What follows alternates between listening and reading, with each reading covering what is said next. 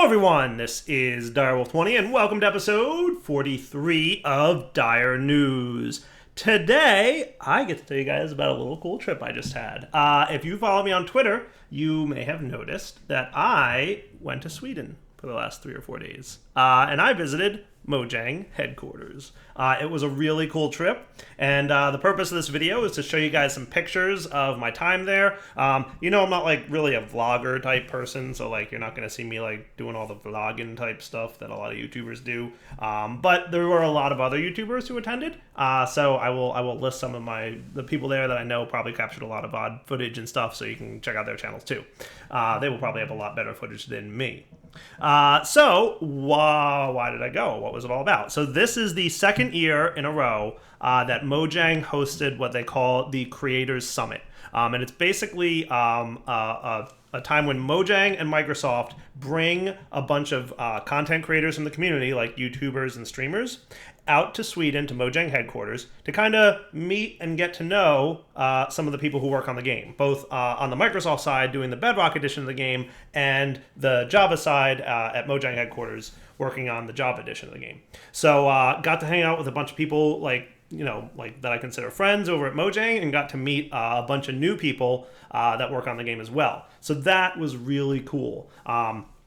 People like Sarge and Grum and Mark IRL and a bunch of other people that I've like been friends with for years now. I got to see them and hang out with them over the last few days, and totally got the lay of the land over at Mojang. So I've got some pictures here to show you guys, so we'll take a look at those. And then we'll also be talking about some of the cool stuff I learned, because I made it a point to ask heavily about modding, because that's my area, right? Lots of different YouTubers and streamers there, some of them, big into modding, some of them big into vanilla, some of them that play mini games, some of them that play Bedrock. So like there was a big variety of people there. So I wanted to make sure to represent the modding community. So I asked lots and lots of questions about modding, and got to harass some of those guys. So let's talk first about what I learned, and then towards the end of the video here, I'll show you guys some pictures that I took while I was out and about, and kind of talk about what I saw.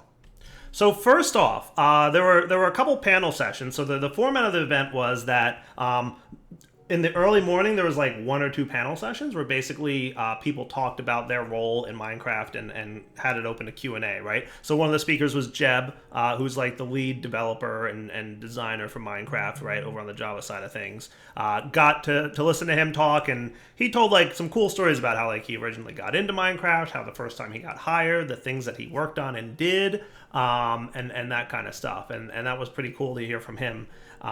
And he's a pretty sharp dude, as you guys can probably guess. So Jeb talked a bit about his role and stuff, and then when he opened up a Q&A, of course, me being Direwolf, one of the questions that I actually talked to some mod developers before I left and said, hey, is there anything you guys want me to ask while I'm there?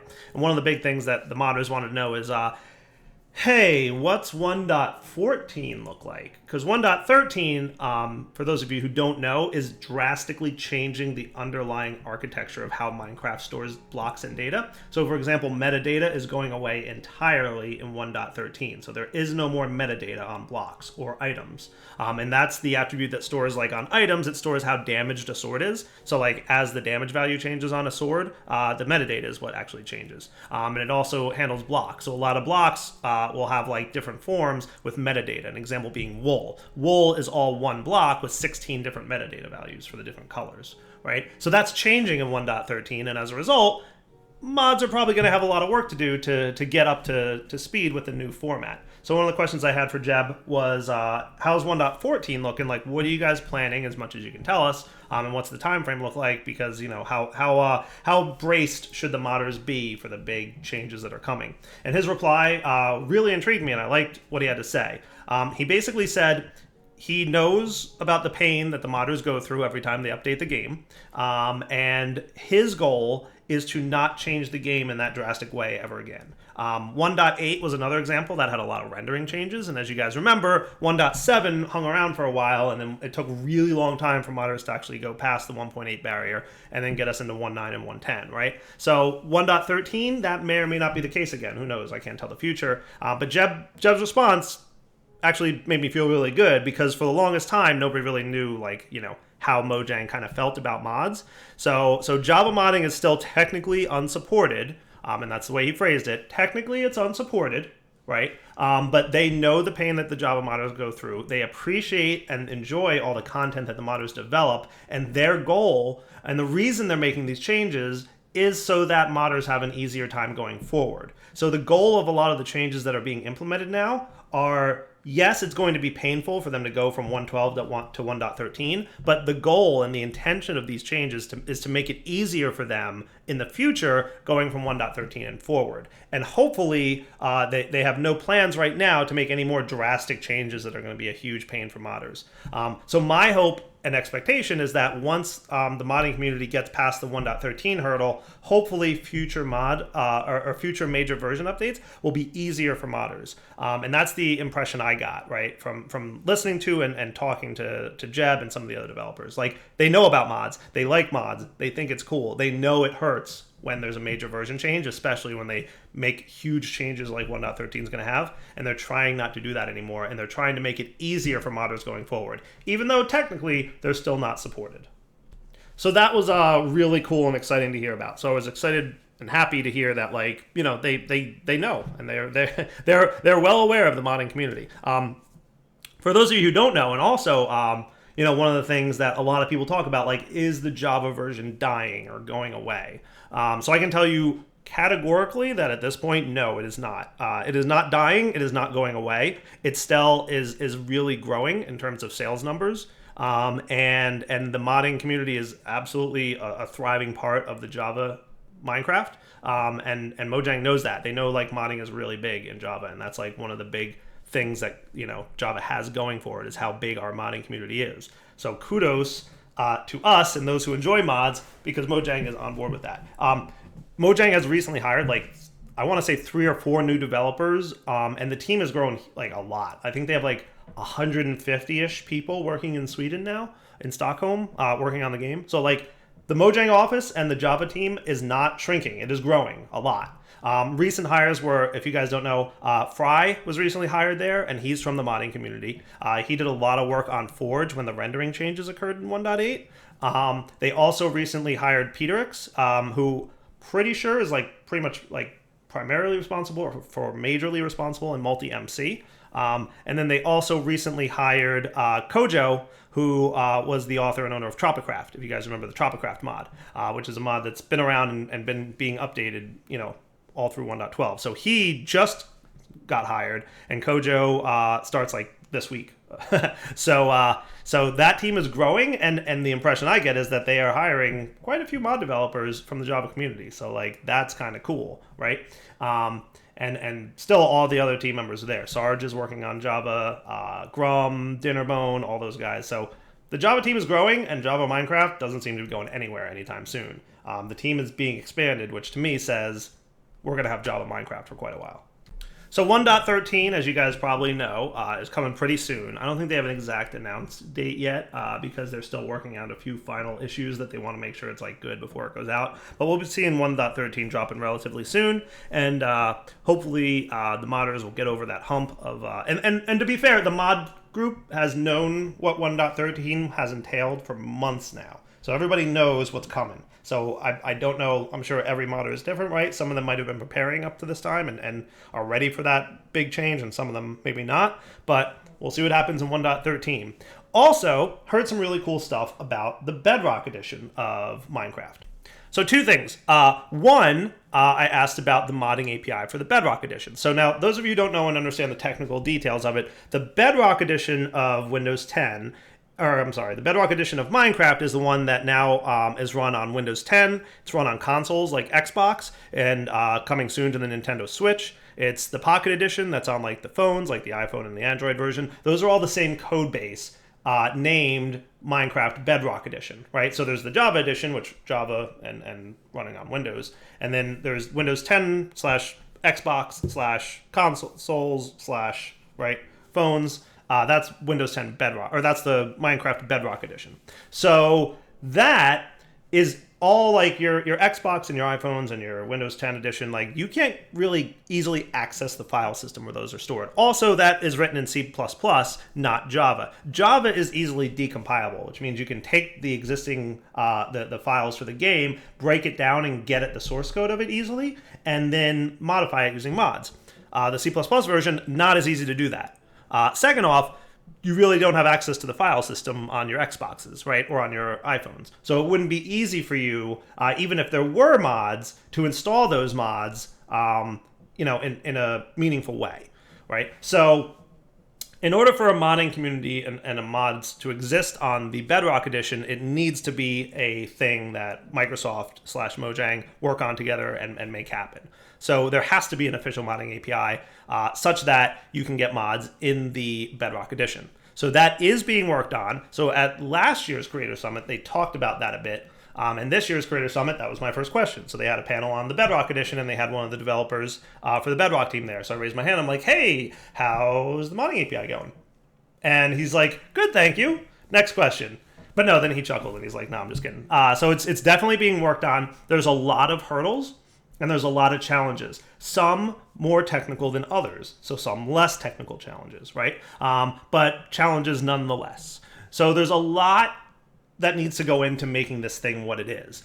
Those of you who are familiar with the Windows 10 or the Bedrock Edition of Minecraft might know that there's like some semblance of a modding system there. It's really basic right now. So basically right now what you can do with it is you can change existing mobs and blocks and change their features, like what they can do, right? So you can take a zombie and change it into something else and give it another set of skills. So you could make like another creature that has the capability to climb walls, like a spider can, but like, you can't do a whole lot. And you can't add things, right? So that's one of the features that's probably going to be next implemented, is the ability to add stuff to the game rather than just changing existing stuff. Because right now you're limited to how many mobs there are. You can't add 20 mobs. You can only tweak the existing mobs and change them.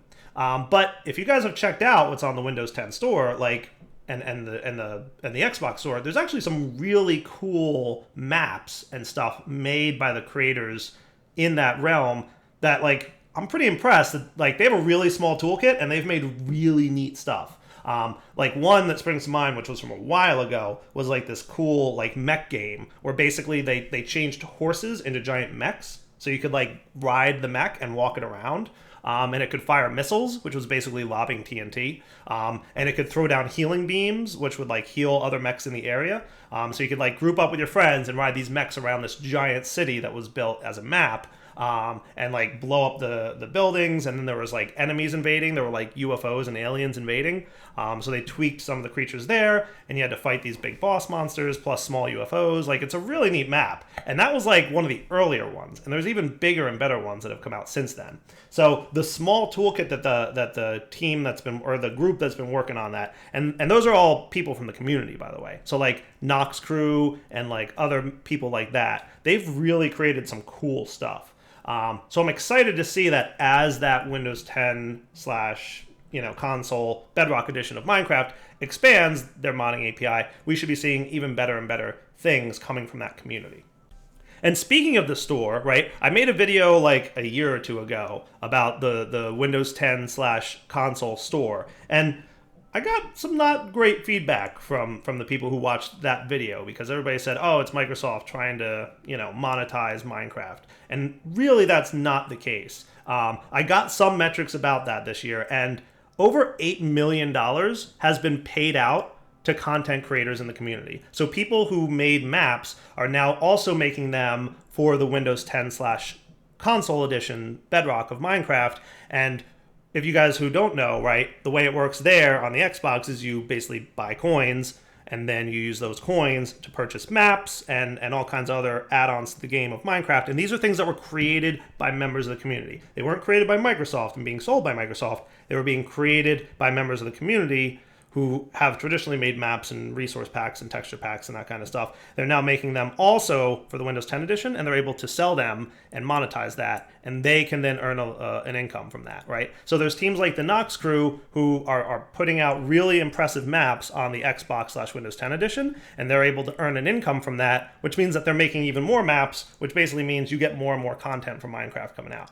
So that's really cool, and I was kind of blown away by that, right? Microsoft has paid out $8 million to various, like total, right? That's the total amount that went out to many, many, many different creators. So it was spread out pretty good. But like some of these creators are doing really good, right? They're making some decent money creating things in Minecraft for people to play and consume. And that's really neat to me. And I think that's amazing. And I think that's cool. So I know like when I last made a video talking about the Windows Store, a lot of people didn't seem to like that it was a thing that existed. But honestly, guys, it's really just good for the community of Minecraft. That's the way I feel. I think, people who work, days and weeks and months on adding content to Minecraft that we all consume, I think it's a good thing that they are able to earn some money from that and have a way to kind of make a living. So that's my opinion, and I'm sticking to it.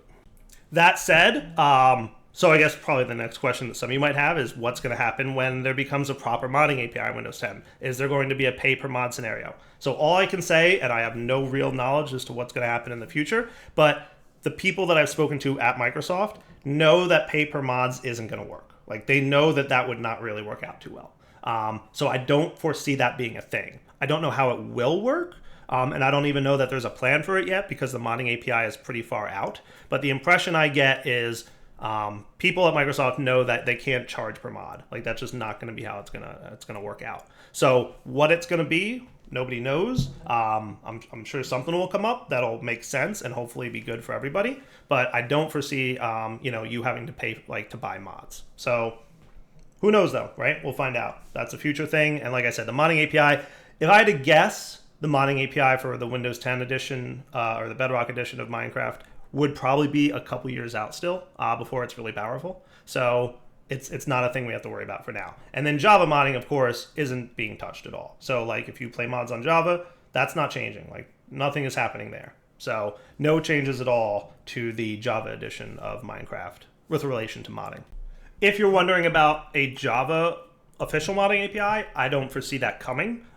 Basically, and this is 100% the impression I get from speaking to people. So nobody directly said this. This is not a quote. This is not a direct exact quote. But the impression I get from talking to people at Mojang is they recognize that Forge is awesome, right? Minecraft Forge is an amazing and incredible tool for modding, and they know that.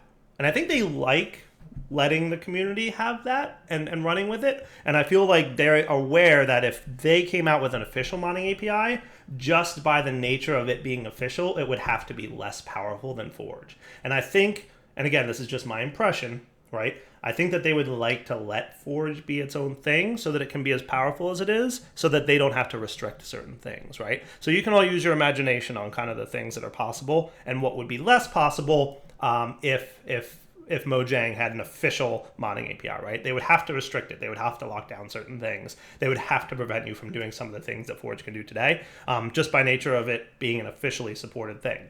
So my impression is by letting the community have Forge and being the owners and maintainers of Forge, it's more powerful than it would be otherwise. And I think that they like letting it be that powerful, so they're going to let it be as is. So as an official modding API coming to Java, my instinct and my impression based on talking to people is that no, it's not.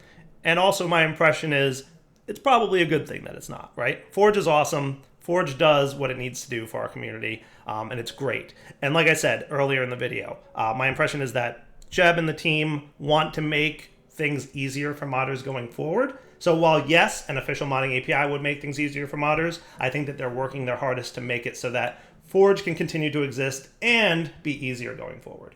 And that's kind of like a really cool thing. So that's kind of all I have to say about the news and like the information I gathered while I was at the summit. There were a lot of other content creators there. I'm just going to list some off the top of my head that I can remember. Like Doc M was there, Ant Venom was there, Aurelian was there. Who else? Caveman Films was there. Give me a minute, I have to think. Oh yeah, OMG Chad was there, Wild was there, log.zip was there, Parker Games and Shovel were there. Let's see, who else? In the Littlewood was there. A bunch of other people that I know. There was a large amount. Element Animation was there, like Villager News. That was cool, meeting those guys. That was really neat. Just like a ton of people. I can't list everybody that was there because there was just like a ton of content creators. Those are just some of the ones that I knew. And I got to meet a bunch of new content creators that I didn't really know before this one, right? So there were a bunch of people that were new to me that I hadn't met before. Like True Triz, so he does a lot of stuff with I think he does a lot of like the Pocket Edition. He does a lot of videos around that. So just a whole bunch of cool people. CPK, hadn't really met him before, but he seemed like a pretty cool guy. And Yami was there, so I believe she's going to be involved in Minecon Earth. So got to meet her. She was really nice. Just a whole bunch of people, YouTubers and streamers for the most part, that came out. And obviously I got to hang out with some of the Mojang employees, got to hang out with some of the Microsoft employees that work on Minecraft. So some of those YouTubers and streamers that I talked about, like, check out their channels. And, they'll probably have videos like this one going up about their impressions, right? So me, obviously, I care about modding because that's what Direwolf does. So I took away a lot of modding information for you guys. But there was a lot of other stuff that they talked about that you can probably get by checking out some of the other videos that other content creators will be making. So let's take a look at just a few of the pictures, and I'll just do like a little voiceover of some of the pictures that I took because, like I said, not a vlogger, wasn't out there like, with my hand outstretched and like, hey guys, look, we're at boat. Like, yeah, that's not me, right? Like, I'm not.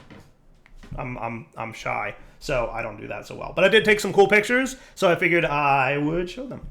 Oh yeah, and before we get started, many of those pictures that I'm about to show you are going to be taken with a phone, so apologies in advance for the vertical thing, right? But, All right, so here is Mojang HQ. I took a picture of the front door, so they got that nice little Mojang sign. And right inside, they've got this really nifty mural that is pretty cool.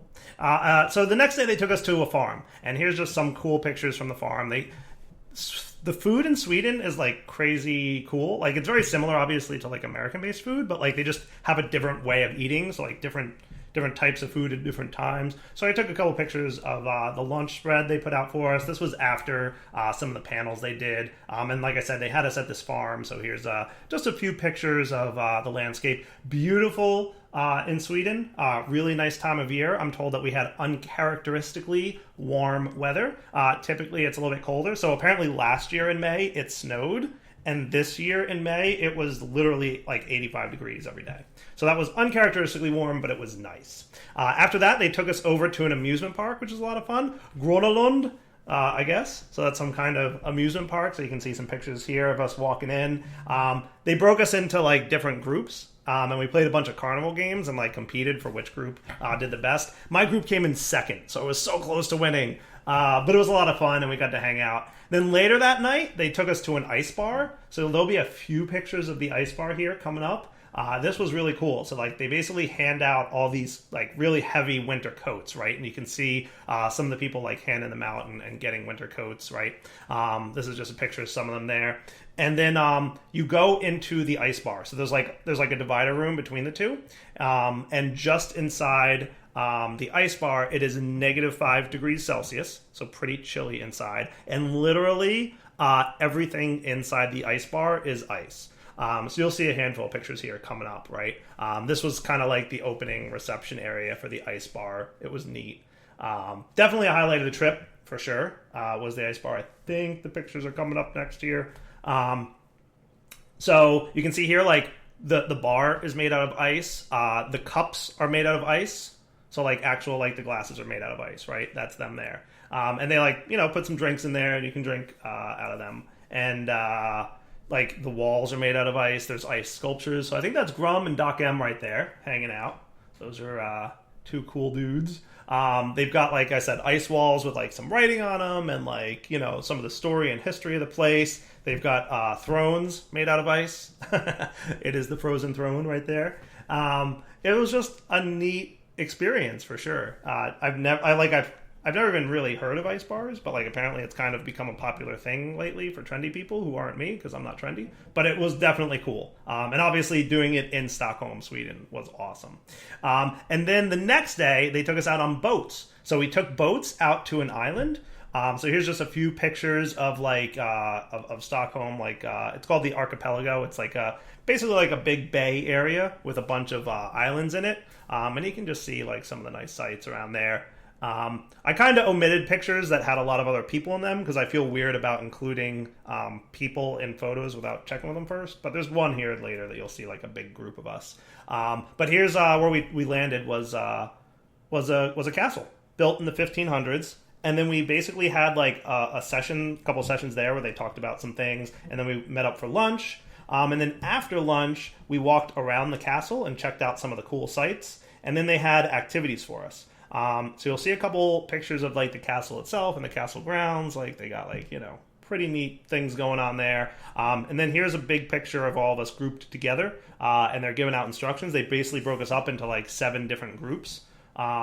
And we walked around the castle doing different challenges. And that was a lot of fun, but also exhausting. Here's one of the challenges was like this rope ladder climb where we had to like push buttons on the ceiling, but the rope ladders were like super difficult to climb because they spun around. And then after that, we jumped on some speedboats and took speedboats back to the mainland. And that was cool. You can see Aunt Venom there giving us a high five. And these are the pictures of the boats. It was super cool. And then finally, the last picture was the sunset. This was taken kind of last minute there. So in Sweden at this time of year, the sun sets really late and rises really early. So this was taken at 11 o'clock at night. And the sun is like, it's still brightish out. Around midnight is when it gets dark. And then around 3 a.m. the sun starts rising. So there's only like 3 hours of darkness. But then later in the year, it's the reverse. So that's about it. So those were my pictures from the trip to Sweden. Hope you guys enjoyed checking out some of that stuff. Like I said, much more professional vloggers were there as well. So you'll probably, if you follow other Minecraft YouTubers, see some of their videos as well that they put up. And you'll probably get a better impression than from me. Because like I said, not good at the whole vlogging, taking pictures thing. But yeah, like I said, got some really good information, learned some great things about Minecraft, some of their future plans that I already talked to you guys about, and pretty much relayed everything that they told us, right? We were told 100% every piece of information you learn from us at this summit is public knowledge, like, so you're allowed to report on it. There was no, like, NDA, there was no, like, you have to keep any of this secret, right? Totally transparent and open with what their plans are and what they're doing. So me personally, excited very much for the future of Minecraft. Really interested to see how things develop over the next few years. Java Edition still going strong. Groups very well aware of the modding community and all the great mods that are out there. And then in addition to that, excited about the Bedrock Edition of Minecraft, which looks like it's coming along really nicely. Still has a ways to go. Anybody who's played the Bedrock Edition knows it's a little different from the Java Edition, but constantly being updated, and an official modding API for that is on the roadmap. Like I said, probably like 2 to 3 years out would probably be my personal impression, but I might be wrong. It might be ready next year. I have no idea, right? Like, and I don't, you know how things are with programming, right? You can't really give dates around things, right? So I don't have any official news as to when it'll be available, but I know it's being worked on, and I'm hopeful that it's going to be cool. All right, for now, DireNews 20 signing off. Hope you guys enjoyed this episode of Dire News. Take it easy.